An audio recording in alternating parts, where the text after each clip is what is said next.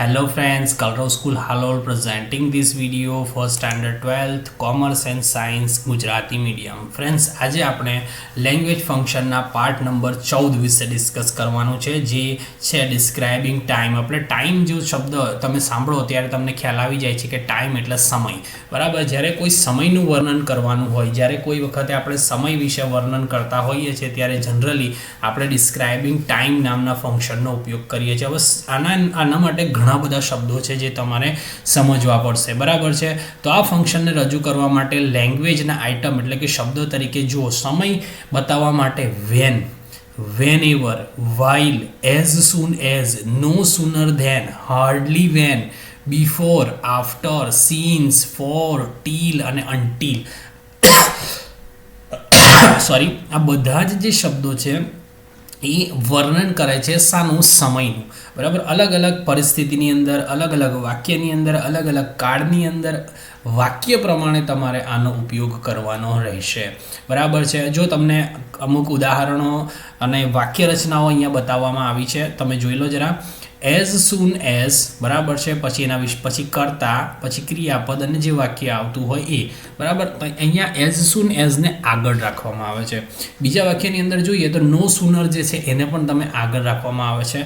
બરાબર, પછી નો સૂનર પછી ડીડનો એટલે કે વાક્ય ભૂતકાળનું હોય તો જનરલી તમારે નો સૂનરનો ઉપયોગ કરી અને તમે સમય બતાવી શકો છો. કરતા ક્રિયાપદ એના યોગ્ય સ્થાને આવે છે અને નો સૂનર અને ધેન આ બંને શબ્દો એકબીજા સાથે જોડાયેલા છે.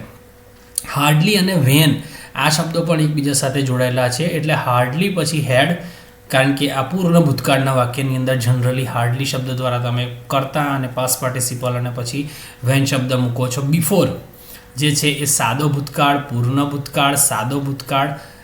આફ્ટર પૂર્ણ ભૂતકાળ, વેન સાદો ભૂતકાળ, સાદો ભૂતકાળ અને ચાલુ ભૂતકાળ, સાદો ભૂતકાળ, અને વાઇલ જે છે એ ચાલુ ભૂતકાળ. આ બધા કાળ પ્રમાણે શબ્દો જે છે એ ડિસ્ક્રાઇબિંગ ટાઈમ એટલે કે સમયનું વર્ણન તમે કાળ પ્રમાણે કયા શબ્દો કયા કાળની અંદર મૂકી શકો છો એના વિશે તમને આપેલું છે.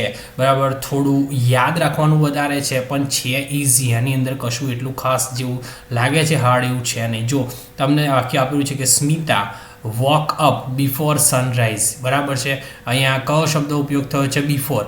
હવે અહીંયા શું લખ્યું છે? Woke up. તો અહીંયા કયો કાળ થયો? સાદો ભૂતકાળ થયો. બરાબર, એટલે કયો શબ્દ વાપર્યો? બિફોર વાપર્યો. બરાબર, તમે દરેક વાક્ય જુઓ. એઝ સૂન એઝ, બરાબર, અહીંયા એઝ સૂન એઝ અહીંયા લખ્યું છે. જો એઝ સૂન એઝ પછી કરતા આવે તો શું લખ્યું છે? The officer. પછી ક્રિયાપદ શું છે? લેફ્ટ. બરાબર, બાકી તો વાક્ય એનું એ જ રહી ગયું, ધ પ્લેસ. બરાબર છે, એઝ સૂન એઝ પછી તમારે the officer left the place, the staff was relieved. બરાબર છે. ગુલેરબો મહારાજ become blind since his childhood. બરાબર, since એમના બાળપણથી જ એ આંધળા હતા. everyone will be informed about when the check out from the hotel. જો અહીંયા કયો શબ્દ આપે છે? when, જ્યારે. Everyone will be inform about, બધાને ઇન્ફોર્મ કરવામાં આવશે જ્યારે એ હોટલમાંથી ચેકઆઉટ થશે. નો સુનર ડીડ, જો અહીંયા નો સુનર ડીડ સાથે વાપર્યું છે. બરાબર છે, નો સુનર ડીડ જે છે એ ભૂતકાળના વિશે વાત કરે. The child cry then mother talk the child in her help. તો મિત્રો આ પ્રમાણે તમે લેંગ્વેજ ફંક્શનના ડિસ્ક્રાઇબિંગ ટાઈમ જે લેંગ્વેજ ફંક્શન છે એના વિશે તમે ઉપયોગ કરી શકો છો. થોડાક બીજા વાક્યોને આપણે સમજીશું એટલે તમને વધારે ખ્યાલ આવશે. લેંગ્વેજ ફંક્શનનો ઉપયોગ અધૂરા વાક્યને કેવી રીતના પૂર્ણ કરી શકાય છે તેના અમુક ઉદાહરણો છે એ આપણે એક્ઝામ્પલ દ્વારા જોવાના છે. અલગ અલગ વાક્યો વિશે આજે આપણે જોઈશું ઉદાહરણો. વાઇલ મીતા વોઝ કુકિંગ, બરાબર, જ્યારે મીતા ખાવાનું બનાવી રહી હતી, અનિલ કોલ્ડ હર, ત્યારે અનિલ એને બોલાવ્યો. ખાલી જગ્યા વી સ્ટૂડ અપ. બરાબર, તો આગળ શું લખી શકો? વેન ધ ટીચર કેમ, બરાબર, વેન ધ પ્રિન્સિપલ કેમ, વેન ધ ચીફ ગેસ્ટ કેમ, વી સ્ટૂડ અપ. તમે ગમે તે લખી શકો. As soon as the chief guest gave અવે પ્રાઇઝ, જેવું તેને પ્રાઇઝ આપ્યું તો બધા છોકરાઓએ તાલી પાડી. બરાબર, બધા છોકરાઓ ઊભા થઈ ગયા. All the students ક્લેપ્ડ, all the students stand on the place, all the students are laughing, all the students are smiling. તમે ગમે તે લખી શકો. ખાલી જગ્યા before the peon ring the bell. બરાબર, તો બેલ વાગ્યો એ પહેલાં શું થયું હશે એના વિશે તમે all the students went into the class and sit on their place. બરાબર છે, તો બધા છોકરાઓ ક્લાસમાં ગયા અને જગ્યા પર બેસ્યા. All the boys are entered in the class, બરાબર. એવું પણ લખી શકો કે વિદ્યાર્થીઓ એમના ક્લાસમાં એન્ટર થયા, છોકરાઓ એમના ક્લાસમાં એન્ટર થયા, બરાબર. વેન એવર યુ કેમ, બરાબર, you will find me here, બરાબર. તમે જ્યારે પણ આવશો you will get good food here only, બરાબર. તમને અહીંયા સારું જમવાનું મળશે. You will get enough work or enough you can say enough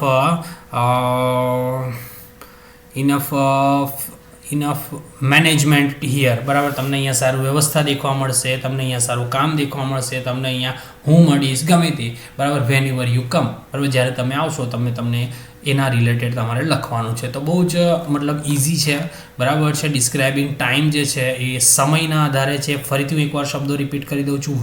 van ever, while, as soon as, no sooner than, hardly, when, before, after, since, for, till અને until.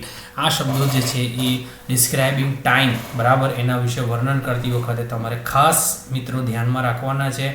આ જે છે એ લેંગ્વેજ ફંક્શનનો 14મો ભાગ આપણે જે ચાલી રહ્યા છે એ પ્રમાણે 14મો ભાગ ચાલી રહ્યો છે. તો તમારે આને પણ તમારી નોટબુકમાં લખવાનું છે, આ ઉદાહરણો પણ લખવાના છે. અને આ જે એક્સરસાઇઝ તમારી સ્ક્રીન પર દેખાઈ રહી છે 1 થી લઈને 15 વાક્યો એ તમારે સોલ્વ કરવાના છે. નેક્સ્ટ વિડીયોની અંદર આપણે લેંગ્વેજ ફંક્શનના એક નવા ભાગ સાથે મળીશું. Okay, bye, take care.